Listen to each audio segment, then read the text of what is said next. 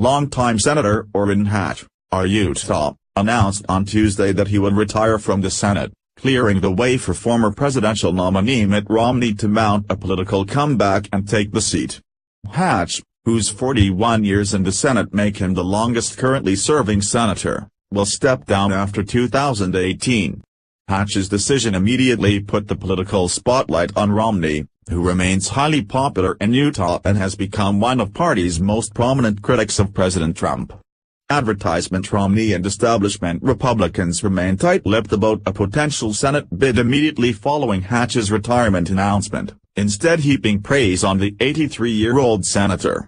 "I join the people of Utah in thanking my friend, Senator Orrin Hatch, for his more than 40 years of service to our great state and nation," Romney said in a statement posted to Facebook.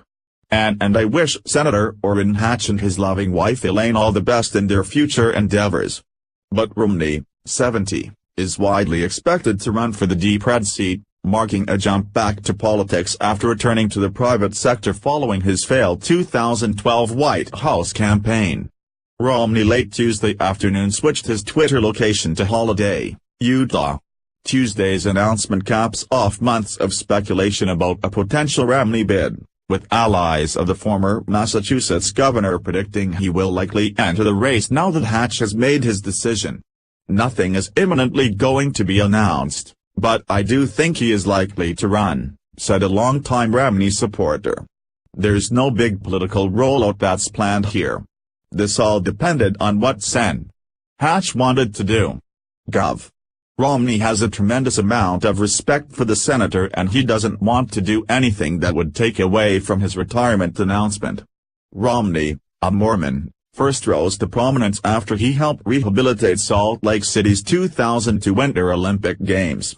He went on to serve as governor of Massachusetts from 2003 to 2007. Romney won his party's 2012 presidential nomination before losing to then-President Obama, picking up only 206 electoral college votes. Romney re-entered the political fray in 2016, blasting then-candidate Trump as a phony and a fraud. "His promises are as worthless as a degree from Trump University," Romney said during an event at the Hinckley Institute.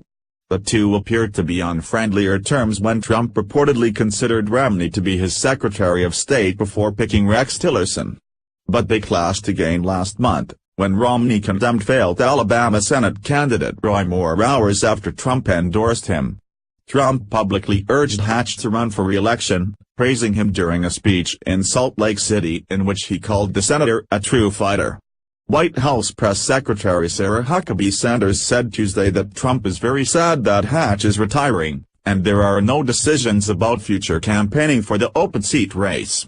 When asked if the White House would back Romney if he runs, Sanders said that issue hasn't come up yet with the president.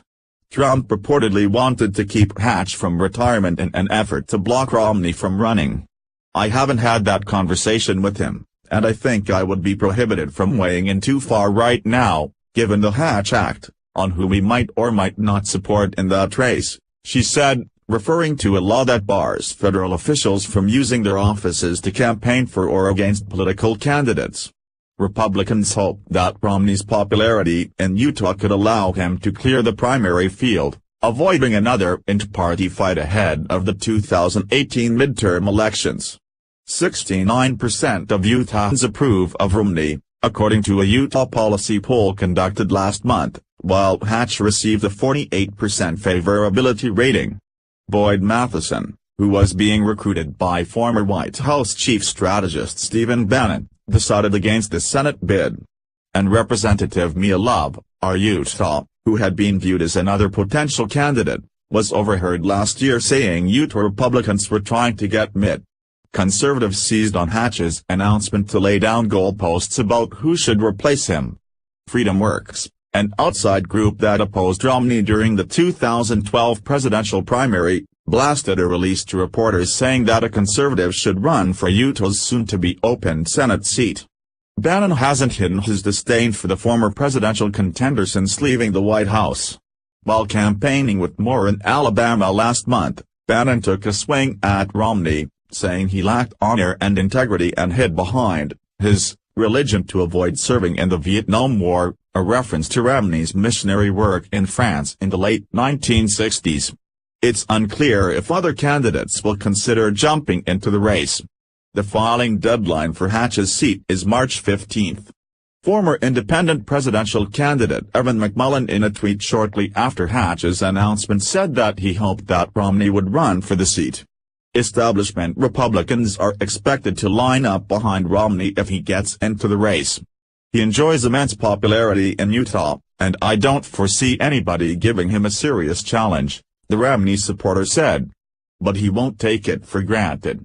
It would be a serious campaign if it happens.